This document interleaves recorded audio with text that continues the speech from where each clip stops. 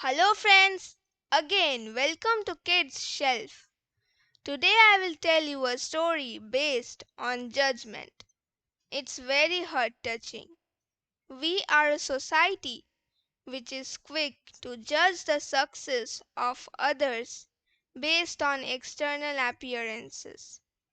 This is natural for all humans. Our unconscious mind starts from whatever objective data is available to us. So, guys, please get ready to listen to the story. The Second Mother. There is a story many years ago of an elementary teacher. Her name was Mrs. Thompson, and as she stood in front of her fifth grade class on the very first day of school, she told the children a lie. Like most teachers, she looked at her students and said that she loved them all the same. But that was impossible because there in the front row, slumped in his seat, was a little boy named Teddy Stoddard. Mrs. Thompson had watched Teddy the year before and noticed that he didn't play well with the other children, that his clothes were messy and that he constantly needed a bath. And Teddy could be unpleasant.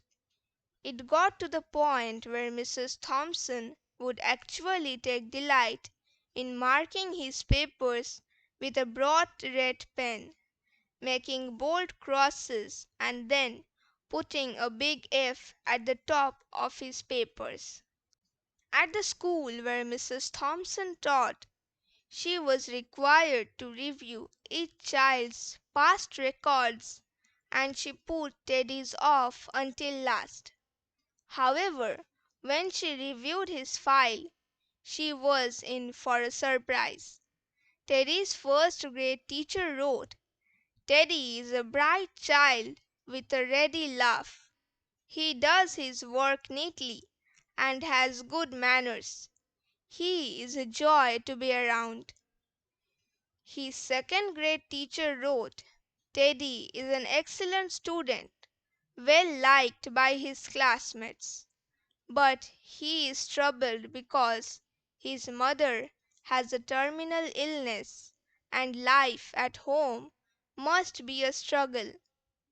His third grade teacher wrote, "His mother's death has been hard on him. He tries to do his best, but his father doesn't show much interest, and his home life will soon affect him if some steps aren't taken." Teddy's fourth grade teacher wrote, "Teddy is withdrawn and doesn't show much interest in school.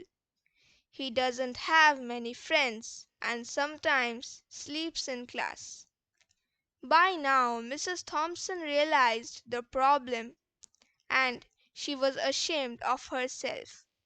She felt even worse when her students brought her Christmas presents wrapped in beautiful ribbons and bright paper, except for Teddy's. His present, which was clumsily wrapped in the heavy brown paper that he got from a grocery bag. Mrs. Thompson took pains to open it in the middle of the other presents. Some of the children started to laugh when she found a rhinestone bracelet with some of the stones missing, and a bottle that had 1/4 full of perfume. But she stifled the children's laughter, and when she exclaimed how pretty the bracelet was, putting it on and dabbing some of the perfume on her wrist.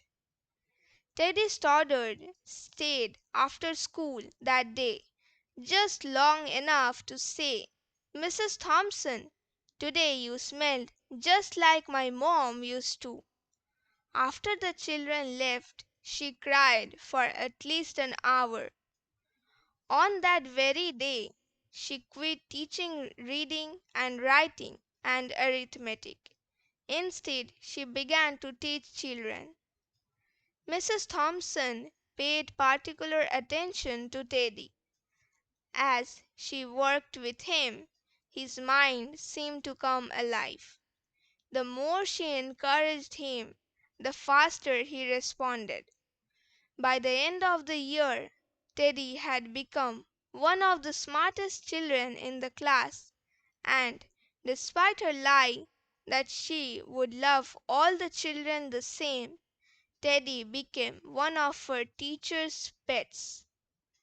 A year later she found a note under her door from Teddy, telling her that she was still the best teacher he ever had in his whole life.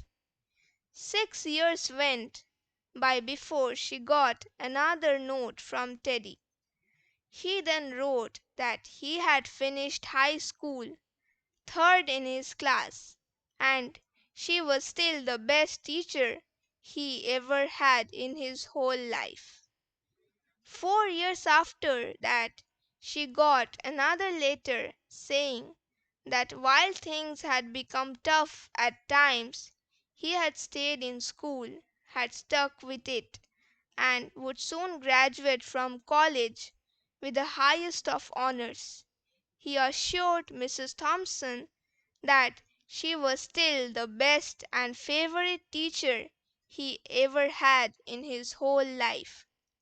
Then 4 more years passed, and yet another letter came. This time he explained that after he got his bachelor's degree, he decided to go a little further. The letter explained that she was still the best and favorite teacher he ever had, but now his name was a little longer. The letter was signed Theodore F. Stoddard, M.D. The story doesn't end there. You see, there was yet another letter that spring. Teddy said he had met his girl and was going to be married. He explained that his father had died a couple of years ago, and he was wondering if Mrs. Thompson might agree to sit in the place at the wedding that was usually reserved for the mother of the groom. Of course, Mrs. Thompson did, and guess what? She wore the bracelet, the one with the several rhinestones missing, and she made sure that she was wearing the perfume that Teddy remembered his mother wearing on their last Christmas together.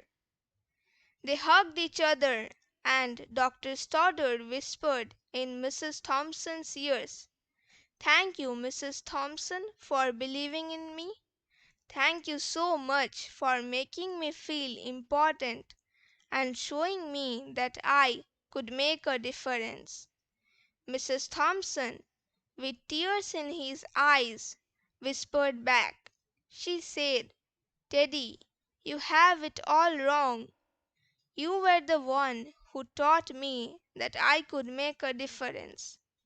I didn't know how to teach until I met you."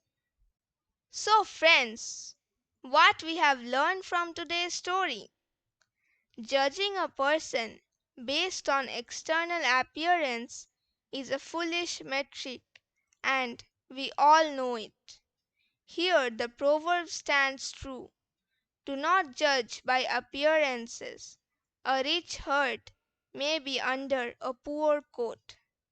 People are judged on many factors: their outer appearance, their color, their religion, and their viewpoints. When we look at these factors and judge a person solely on them, we can affect future generations. A person with a bad appearance can be a great person. All people are born equal regardless of our outer appearance.